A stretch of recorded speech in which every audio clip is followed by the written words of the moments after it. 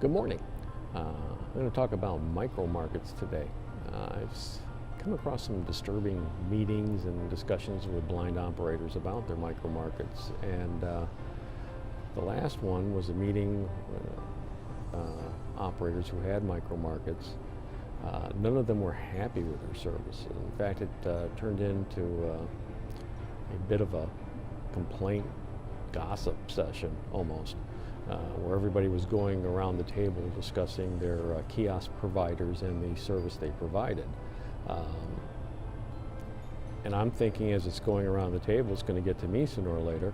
And it did. And I had no complaints whatsoever about my kiosk provider or really anything with the experience with the micro-markets other than a learning curve. And some of these operators, I do believe, really should never have gotten into the micro-market end and should have done a much more due diligence before they did so.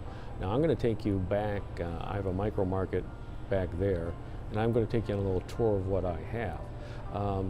But hearing the discussions about some of the issues they were having with their micro-markets, the first thing is that the National Automatic Merchandisers Associations have a micro-market seminar that they put on, well, they were putting it on several times a year, but I believe they're having it at their NAMA convention every year.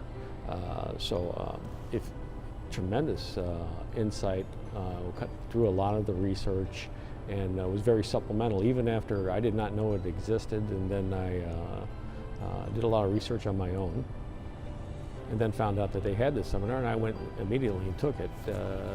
This is the manual for that course. This is very good reference material.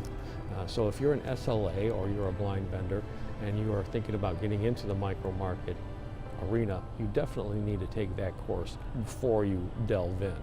Now, that being said, many of these operators were having difficulties with their service provider, their kiosk provider, and some of them had changed services 1, 2, and even 3 times, which was astounding to me. And as it went around that, as I said, that last table where we were discussing the kiosks, it came around to me, and it's like, I don't have any complaints about my company. I have no bad experience to share with you. I've only had positive experiences with my company. That is, we use 365 Market, and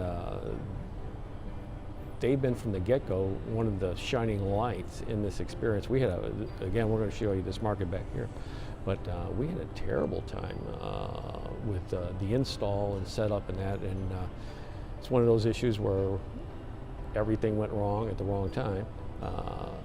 But the only thing consistent through that entire process was 365. Their kiosks are just workhorses, and there's a reason why they're #1 in the industry. I've had every experience with them has been a good one. Even with talking with the CEO, Joe Hessling, even when the company started a number of years ago, he always had time. Everybody that I've dealt with in the company has always been positive and were problem solvers. And so if you're not using 365, maybe you want to look into that before you go with these other companies. I think it's just behooves me to say that I don't deal with a lot of companies that are of this caliber. 365 definitely is in the upper realm of excellent. So like I said, I'm going to shut up here, and I'm going to take you to a quick look at this market behind me and show you that setup. As you see, as we're approaching the market, that you have to swipe your ID to get in. We have 2 kiosks in this market. One is slave to the other. As we pan up, you'll see that we have 4 security cameras that are visible from the customer viewpoint. There's also 2 other cameras that they cannot see. This hasn't been filled over the weekend, and there's a lot of product gone, which is a good thing. That means we're making sales. You can also see that there's a number of small signage on the doors of the coolers and throughout the facility that states that they are on video camera. This is a deterrent for theft, and just keeps everybody on their toes. Hershey ice cream always sells well. Number of burritos and Pierre sandwiches. We have the frozen products from Amy's and some vegetarian products. This is a university campus medical center, so there's quite a diverse group of people there. Next to the organic stuff, we also have the chips. In this market, I believe we have close to 500 items. If you notice that there are no beverages in here, it's because there was a dispute with a pouring rights contract with the university.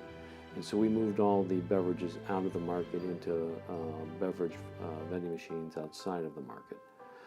You'll notice as we swing around that my logo is on the screen of the kiosks. This is our old logo. We updated that about a year ago, and we are slowly transitioning all of our signage. So we just haven't updated it yet. I'll probably leave my new logo at the end of this video so you can have a good idea of what it actually looks like. I would like to thank you all for listening, and God bless. If this video has been helpful to you, we ask that you give us a thumbs up and subscribe to the channel. If you'd like more information or would like to make a comment about your provider of your kiosk, please leave the comment below. Again, thank you for listening, and God bless.